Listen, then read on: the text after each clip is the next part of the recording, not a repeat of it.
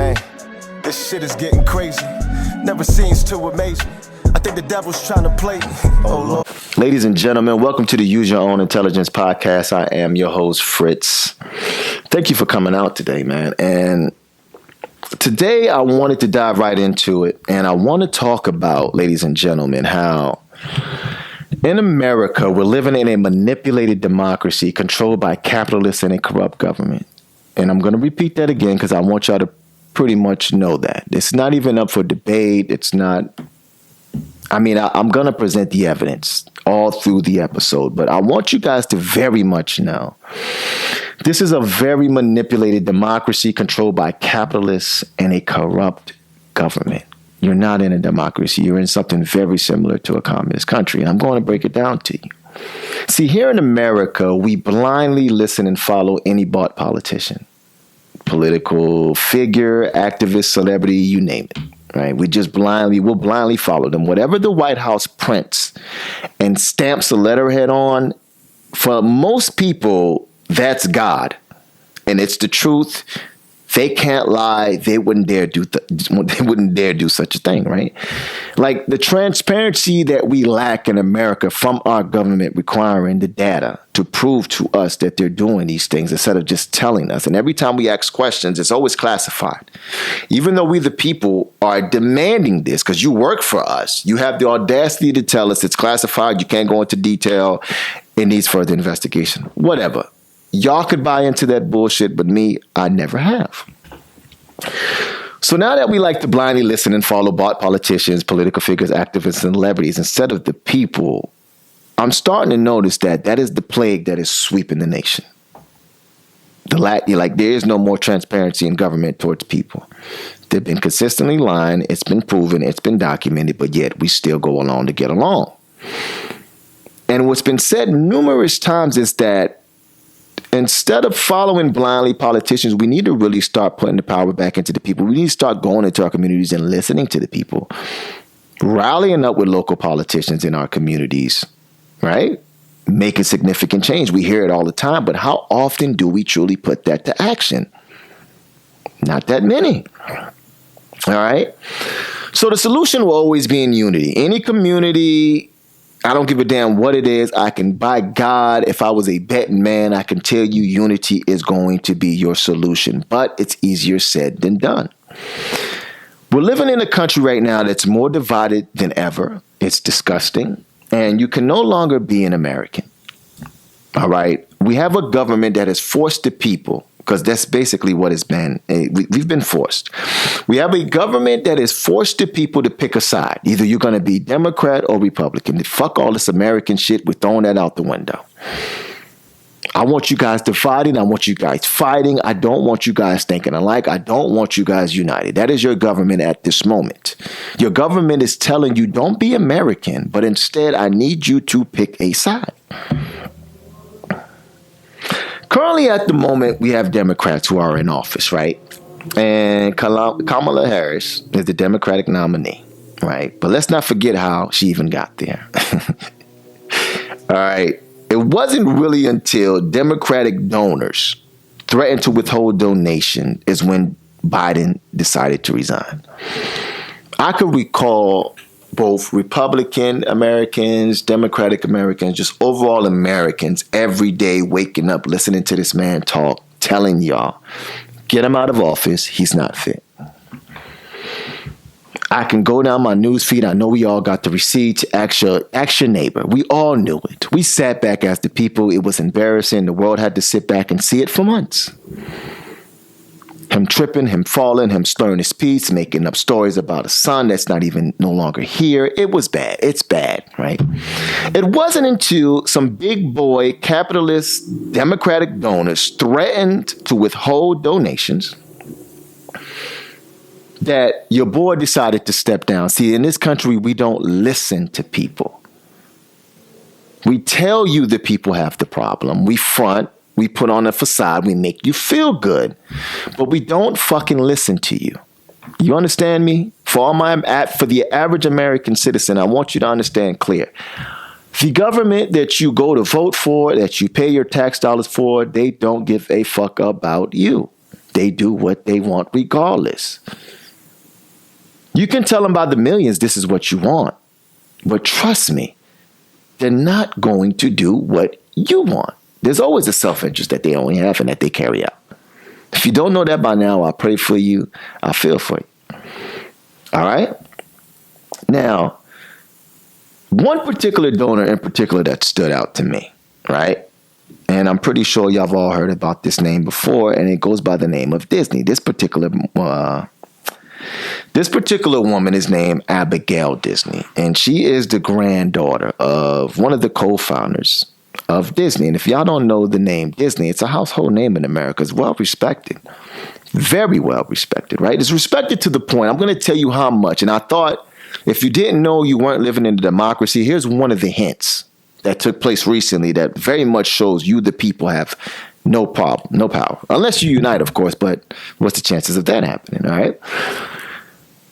Coming straight from Abigail Disney herself, we have an excellent vice president. If Democrats would tolerate any of her perceived shortcomings, even 1/10 as much as they have tolerated Biden's, and let's not kid ourselves about where race and gender figure in that inequity. And if Democrats can find a way to stop squabbling and rally around her, we can win this election by a lot, Abigail Disney said. Okay? You know, so when you see things like this happening and you see these big boy capitalists coming up in here and they're shutting shit down and they're calling shots, even shots that the people in a democracy can't even call. To me, I'm hoping that's the first light bulb in this introduction to let you know, you the people, normally you don't call the shots. There's a lot of big baggers, you know, running around here with a lot of money that really calls the shots. All right. And there's two things I want to get a deep dive into, and I'm going to break down to you exactly why this is not a real democracy. And then when I break down in detail the two main topics I wanted to go into, which is the Electoral College, and the other one is how congressmen profit from war. Those two things alone are going to be broken down in layman's terms, so you don't get confused to why a random dude on YouTube is letting you know how much you do not live in democracy. He's going to provide the evidence for you, and you can take it and do what the fuck you want with it. But I guarantee you, I'm going to provide you with facts. Your point of views and opinions are more than welcome to let it out. Put it in the comment section. But one thing you can't walk away with is say, man, this guy's a fucking liar. You're going to not like maybe what I say, but you can't. I won't even give you the benefit of the doubt to tell me I gave you anything that wasn't factual. Now, as far as the Electoral College is concerned, in my opinion, why it really takes democracy out of any system. Once you have an electoral college, you're no longer a democracy. Your country cannot be a democracy because you're choosing a leader that wasn't by the popular vote and by the people. And I'll explain it to you. The electoral vote makes this country a false democracy. Literally, there are a total of 538 electoral votes representing a number of U.S. senators and congressmen. And all these people are part of a two-party system that's heavily funded by corporations and money management firms. I cannot make that up, ladies and gentlemen. That is not something I'm making up. I'm going to say it again. I want you to process it. Let it dwell on your head, what that truly means, the power that holds. Just hear it out. There are a total of 538 electoral votes representing the total number of U.S. senators and congressmen, which are all part of a two-party system that's heavily funded by corporations and money management firms. 270, ladies and gentlemen. All right. And before I even read that off, let me pull off USA.gov's exact explanation of the Electoral College, right? So you guys don't think, hey, this random guy is just running off. Let me go to a credible resource so at least they can tell you, because when they tell you, that's when you guys start listening. USA.gov, the Electoral College, very first sentence when they explain it to you. The Electoral College decides who will be elected president and vice president of the United States. That is the very first line you would see. So when you receive a fact like that, and it becomes now that you know the Electoral College is what chooses presidents, why are you so comfortable For one, being fooled about being either Democratic or Republican. And for two, really feeling as if your vote counts. If the Electoral College alone doesn't show Americans that we're not in a democracy, that they do not listen to the people, and yet there's a small group that always gets the last choice, I'm going to go a little further and really explain, but I hope by now that lands my point. But if it's not enough, let's proceed a little further, okay? The Electoral College, in other U.S. elections, candidates are elected directly by a popular vote, but the president and vice president are not elected directly by citizens. Instead, they are chosen through the Electoral College process, ladies and gentlemen. I don't want that to slip your minds. I don't want y'all to fight the facts. I want y'all to just deal with it. And I'm going to jump to a point, to kind of end this off on USA.gov, because I just wanted to provide the clarity, all right, and what you call the verifiable facts and the resources. On the top of on this particular one, it says unusual Electoral College scenarios, right? Because there's always those, unusual cases, right? Let's just say if you're winning the popular vote, but losing the election. I'll say it again. Winning the popular vote, but losing the election. It is possible to win the Electoral College, but lose the popular vote. This happened in 2016, of course, with Trump and Hillary. We all remember that. 2000 and 3 times in 1800s. What happens if no candidate wins the majority of electoral votes? Now here where it gets more manipulative, right? If no candidate receives the majority of electoral vote, the vote goes to the House of Representatives. Ladies and gentlemen, if that's not more of a slap in the face, to your average citizen, for the people of America, if that's not slapping us across our face and treating us like a bunch of bitches, I'm going to read it again, process it, do what you want with it, but they're just facts. What happens if no candidate wins the majority of the electoral votes? If no candidate receives the majority of the electoral vote, the vote goes to the House of Representatives, not the people. You remember, it's a democracy, right? A government for the people, ran by the people. That's truly what a democracy is. But how things are being ran is nothing like a democracy, ladies and gentlemen. It's really very much so in the small hands of government. It's in the hands of government, all right? Small government, right? And the thing I want y'all to take away from this more than anything, it's the part that is mind-boggling. It bothers me. It makes me look at America like we're very incompetent and we're not as smart as we think we are. Here's the part I want y'all to leave with. This is the most important part. It's the most powerful part. Everything else, it's pretty much in black and white. You don't even need to discuss. You don't need to debate it. But here is where it gets great. And I want y'all to really start striving for significant change in America. And it's not going to be done by either Kamala or Trump. This is going to be done by the people. So I'm about to put the people to the test, right? I want to actually start somewhat of a TikTok trend. All right. And it's how to get rid of the electoral vote. That's the TikTok trend I want to start, right? Because, it says how to change the Electoral College. Y'all ready for this?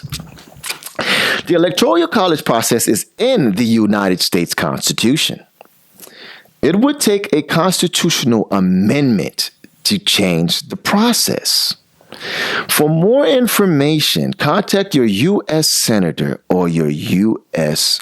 Representative. I want to bring that back again. I don't want y'all to lose that. I told y'all this is the most important part of the whole conversation about electoral colleges and how this country is manipulated. It's a manipulated democracy. I want y'all to know how to change the electoral college because it's very important that we do so, because if you really truly want to be the random YouTube guy, he's telling you, if you truly want to be a democracy, because you're not. If you truly want to be a democracy, you got to remove the Electoral College. It compromises the whole democracy of America. It's no longer democracy when we're sitting here with the Electoral College. And remember at the very beginning how I said we have to unite and get with the people and our local politicians? Well, that's how we get that change, ladies and gentlemen. Those are the conversations that we should be seeing. We should not be having conversations on whether Kamala is black, all the lies about everything that she claims she's done since she's been in office, because for some odd reason, it only showed up on a White House letterhead right when she was appointed Democratic, president nominee. But, it's at this point, to me, ladies and gentlemen, I really want us to go back to using our own intelligence and common sense. Because it's a no-brainer at this moment that the Electoral College is very much so a cancer in our society. It serves no purpose in a democracy. Now, if we are leaning towards being a communist country, like I think Trump wants us to be, then I get it. If that's what it is, can we just stand on it? But I don't think that's, But, I digress. I don't know what it is, but it's just not making any sense for me to be still in our system. So y'all should go ahead and start that, removing the electoral college vote. Make that a TikTok trend. If y'all trending about all this other bullshit, let's make that a trend. And second, but not least, this one I got to really do a serious deep dive in. And it's the most important topic of today on why we're living in a manipulated democracy controlled by capitalists and a corrupt government. Ladies and gentlemen, there's congressmen out here who profit from more. And I want to read off to you how exactly a congressman is going to profit from more. All right. And this was published back in January 17th in 2020 when your boy Trump was still in office. Right. And I want to go off and tell you exactly how this is done. All right. According to a sludge review of financial disclosures, 51 members of Congress and their spouses own between 2.3 and 5.8 million worth of stocks in companies that are among the top 30 defense contractors in the world. Please don't let that go over your head. Members of Congress generally report the values of their investments and arrangements, so it's not possible to know exactly how much their stocks are even worth. Oh, it gets better, ladies and gentlemen. As Congress debates whether to limit President Trump's power to take military action against Iran, the complete list of senators and representatives who own defense stocks is displayed below in this article. Trust me, I will have that up there for you guys. 18 members of Congress combined own as much as $760,000 worth of stock of just Lockheed Martin, the world's largest defense contractor in terms of overall defense revenues. The value of Lockheed Martin stock surged by 4.3% on the day after Soleimani's assassination. Do you guys remember when Soleimani was assassinated by the order from Trump? Mr. I don't do wars. And under my presidency, there was no wars. Okay. A day in which the Dow Jones Industrial Average overall traded down. Since December 27, 2019, the day an American contractor was killed by a rocket in Iraq, the aerospace and defense sector has outperformed all other sectors in the S&P 500. I wonder why. According to a January 8th Market Watch write-up of research from Bespoke Investment Group, Northrop Grumman, Raytheon, Lockheed Martin, and L3 are each more than 3 standard deviations above their 50-day moving average. Last week, the House of Representatives passed a resolution directing President Trump to terminate the use of the military to engage in hostiles in or against Iran unless Congress has authorized such action or to defend against an imminent threat. A similar resolution may be considered by the Senate this week. The House may vote on additional measures related to Iran, including Republican Ro Khanna's, from California, who passed a bill to block funding for military action against Iran, and Republican Barbara Lee's, also from California, bill to repeal the authorization of use of military force that Congress passed after 9/11. Here's the interesting part, ladies and gentlemen. Are you ready for this? Manipulation and corruption. Republican Khanna's wife, Ritu Kanya, owns as much as $376,000 in defense stocks. Connor told Sludge in an email that he and his wife maintain independent finances and file taxes separately. Really? I have not personally invested in any defense stocks, Connor said. I will continue to fight for a progressive foreign policy for this country rooted in diplomacy and regional dialogue. That's why I have consistently voted against bloated defense spending and sought accountability from some of our nation's largest defense contractors. Now, here goes the meat and potatoes, ladies and gentlemen. This is the part I really want y'all to focus on. I know y'all read a lot of manipulation and bullshit, but this is where it gets really good with our congressmen and how they benefit and fuck over the people. Members of Congress investments in defense contractors may present more significant potential conflict of interest in investments in other industries. Because the contractors, hear this out, because the contractors rely heavily on defense spending that is approved by Congress for their revenue. More than 70% of Lockheed Martin's $51 billion in 2018 revenue came from sales to the U.S. government. For example, companies like Lockheed Martin, Northrop, Raytheon are considered pure plays because they sell products almost exclusively to the government through appropriations approved by Congress. Members of Congress should divest from all investments tied to the congressional responsibilities and avoid any actual potential conflicts of interest or ethics dilemmas. Scott Amy, General Counsel at the Project on Government Oversight, told Sludge. In the Senate, nearly 1/3 of the members of the Defense Subcommittee of the Appropriations Committee own stocks in top defense contractors. The subcommittee is in charge of drafting the procurement section of annual defense spending bill, which allocates funding for the Defense Department and specifies weapon systems and other goods for the department to purchase from private contractors. Oh, it's getting ugly. In the 2020 Defense Appropriation Bill, the subcommittee approved $1.85 billion for 18 more F-35 Joint Strike Fighter aircrafts and spare parts from Lockheed Martin. Subcommittee member Senator Roy Blunt owns as much as $100,000 worth of stocks in Lockheed Martin. Are we connecting the fucking dots yet, ladies and gentlemen? The subcommittee also recommended $1.1 billion for 6 P-8 Poison-out aircraft, which is a maritime patrol and reconnaissance plane made by Boeing. Subcommittee members Dianne Feinstein from California, Susan Collins from Maine, Jerry Moran own as much as combined $750,000 in Boeing stock. Ladies and gentlemen, do you not see why it's so dangerous for congressmen to be profiting from wars that the American people are sick and fucking tired of being in? Am I tripping? But am I crazy? Ladies and gentlemen, a manipulated democracy controlled by capitalists and a corrupt government. With me explaining to you the Electoral College, how it's fucking up our system, we're not a true democracy, and how we have congressmen who are profiting from war. Do you guys not see how destructive that can be to a nation that is leading so-called the free world? This is the nation that's supposed to be leading a free world. With these facts that I'm presenting to you, how the fuck are we calling this place a democracy? How?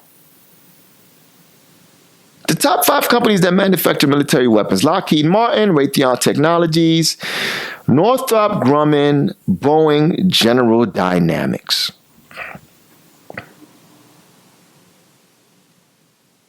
What the fuck am I? Ladies and gentlemen, just recently alone, I want to get off topic just a little bit, but Warren Buffett from Berkshire Hathaway now owns more treasury bills than the Federal Reserve. Now, to get that in perspective, the Federal Reserve is who the government goes to borrow money. In a sense, ladies and gentlemen, which just recently happened, and I don't want to get off too subject, but Warren Buffett just basically made himself, the capitalist he is, He himself just made the Federal Reserve on basically irrelevant. Warren Buffett literally holds, and Berkshire Hathaway holds enough money to take care of this country just by himself if he needs to let people loan money to really get their shit together to get back on track. We could just go holler at Warren. We don't even need the Federal Reserve anymore. Do you not see how this country is truly ran by capitalists and corrupt government? We the people have fucking totally lost control of this country. I don't even know if we ever had it. Now, thank God for the internet for exposing it. We can really just see everything for what it is, and can't nobody backtrack and say anybody's lying anymore, because truth 2024 is very much real. It's the year of the truth. Shout out to my boy, what's the comedian name? Cat Williams. It's the year of the truth. You can't really hide the truth no more. It's right there in front of you. And I don't want to even pick on my Democrats. I have to go towards my Republicans right now.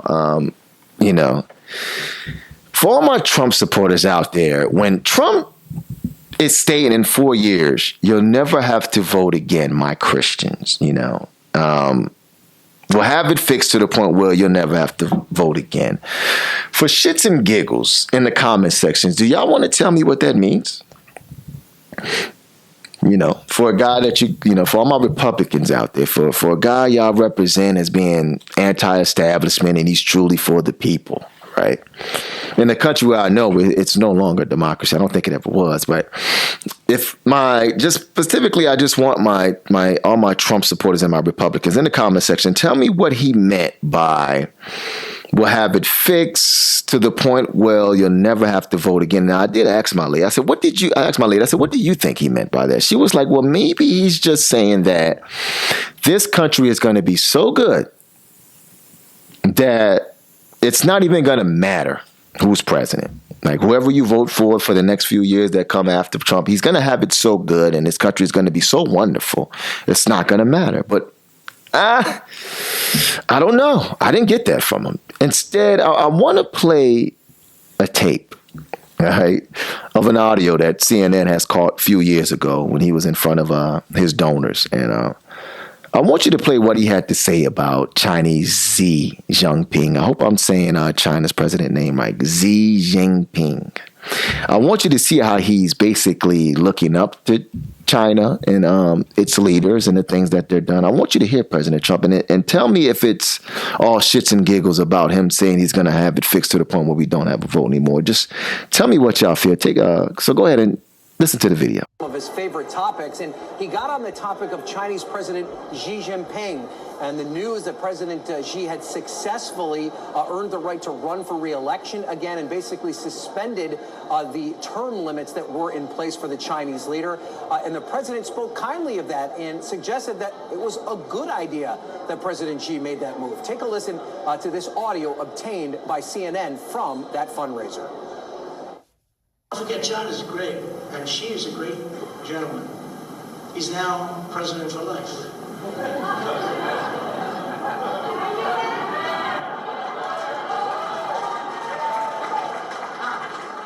President for life. No, he's great. Hey, look, he was able to do that. I think it's great. Maybe we'll have to give that a shot someday.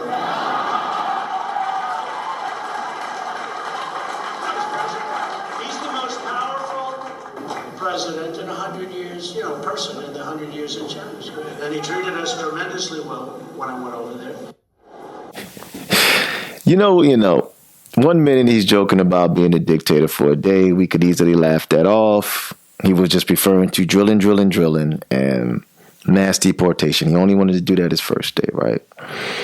And then shortly after this video comes out, or was it before? Either way, I don't know the timelines, but he's talking about,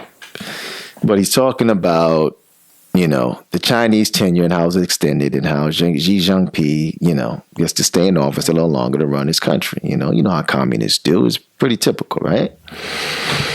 And he's praising it. He really loves it. He loves how he's treated in China. He loves the way the economy is. He thinks the last 100 years been great for China, the way they've been running things, And I just want to know, at what point do we really start taking a guy serious? I mean, how many times do you really want to joke about this stuff before we say, you know what? I think he's pretty serious, but I don't know. I digress. We'll let that thing figure out on its own. But one thing I do want to bring up is this very negative reputation that America's had on communist countries. And this whole time we're finding out that communist countries are ran very, very well with strong economies. Every time I hear about people talking about going to either China or Russia, there's not too much negativity coming out. There's not too much negativity coming out. The streets are always clean. Hell, even the way I see the schools are ran with their kids, I mean, they're learning to cook early. They're doing martial arts early. I mean, it goes on and on. Do you want to know what we in America here, we're doing with our kids in our schooling system and what we're teaching them? See, in comparison to a China, we're here teaching our kids and telling little Bobby that it's okay to have a vajayjay. That's the curriculum that we're pushing into our elementary schools here to make our kids strong and make them smart and bright and compete into the world that we're living in today. Yeah, you want it for JJ, little Bobby. You want it for JJ, little Jimmy. All you guys get for JJs. It's perfectly fine. We don't need a pair. We don't need real men anymore. We could all just represent trans, and we can introduce it into the White House, drop the flag down. We can make a month for Trans Month. See, these are the things we're pretty much looking for our future and our kids. We don't care about martial arts and cooking and learning those essential tools that, improves, life. No, that's not what we're about here. You guys know that. You know what I'm saying? And there's even a definition that is very manipulative on how they describe China. I want y'all to take this into consideration. It's called authoritarian capitalism. And the definition of authoritarian capitalism is a political and economic system in which a company combines a capitalist economy with an authoritarian political regime. And a country like China is the example they use as such. And to me, it's really no different from what we do here in the States. I mean, you just have to be smart enough to pretty much figure out everything in black and white that I'm laying out to you today. You got to pretty much figure out. I cannot make you see the simplest shit in layman terms that I'm putting for you guys.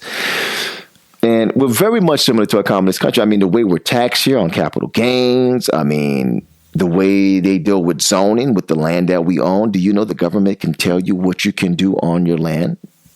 There's literally specific rules and regulations to go about zoning in this country and what we can do with the land that we supposedly are supposed to own. But this is the democracy. Everybody keeps screaming. But it's very much ran like a communist country, like a China, like a Russia. I don't really see the difference. No wonder why there's a guy like Trump praising communism and praising presidents like Z. It's not a surprise to me. It might be a surprise to you guys. You got to understand, capitalism is a very dirty game. And in my personal opinion, I truly believe there should be a cap on capitalism. Especially if you're black. You should not be believing in capitalism if you're black. And for me to put a good example of that, JP Morgan Chase Bank, all right, their history and as far as, their wealth, it's traced back all the way as far as 1799, ladies and gentlemen. I need you to put that in perspective. 1799. JP Morgan Chase Bank still stands to this day. Do you guys not understand slavery didn't end till 1865? So for all y'all that think capitalism works, for all my black people that think it works, you're not even on an even playing field. You be playing catch up your whole fucking life. Your kids will be playing catch up. There is no catching up. For all my black people that are interested in being capitalism, you can't catch up. It's impossible. They have created a system that has made it almost impossible for you to catch up. There needs to be a cap on capitalism. That's an 80-year start from freedom. From 1799 to 1865. That's like an 80 fucking year gap for freedom. And then when you get free, we haven't even talked about the Black Wall Street that was a setback, the Black Wall Streets, the redlining that's been done, that's still fucking done to this day in a sense. Black people, there is no catching up. Capitalism doesn't work for you. This society of capitalism doesn't work for the country. It is a cancer. This unbalance of wealth between the have and the have-nots has gotten so wide. There is no catching up. Capitalism, there is none. They have to, in this case where we at right now, niggas gonna have to show you some love. These guys, they're gonna have to show you love in order to get back down. There is no catching up. It's impossible. When you mix a capitalistic society with a corrupted fucking government, you get America. You get a false democracy. You get a false democracy. You've been fooled. American people, you definitely been fooled. I believe once we're able to create a well-researched and suitable cap for corporations, we can begin to redistribute those funds into communities in desperate need of economic projects to improve crime and poverty across America. I'll say it again. I believe once we're able to create a well-researched and suitable cap for corporations, we can begin to redistribute those funds to communities in desperate needs of economic projects to improve crime and poverty across America. No, it's not reparations, but I would say it's a compromise to say the least. If it's done well, we won't even need reparations. If it's done well and appropriately.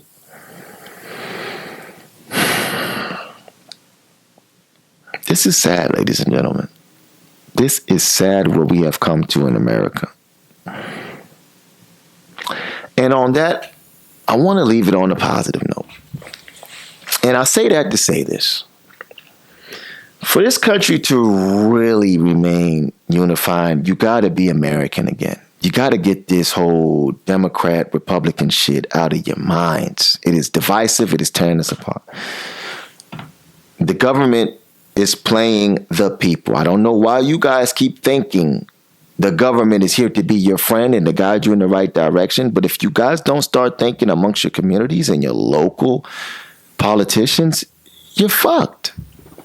You look dumb running in the booth voting for a president, knowing the electoral college still stands strong to this day. Why are you running to the booth if you're educated on the electoral college is one of the main questions I have for the average American citizen.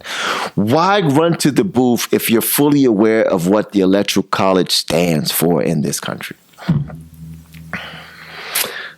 And for all my people who are self-motivated, who have strong work ethics, who don't rely on government assistance, who don't rely on government for everything, and who could care less about who the president is, and you're going to get yours regardless.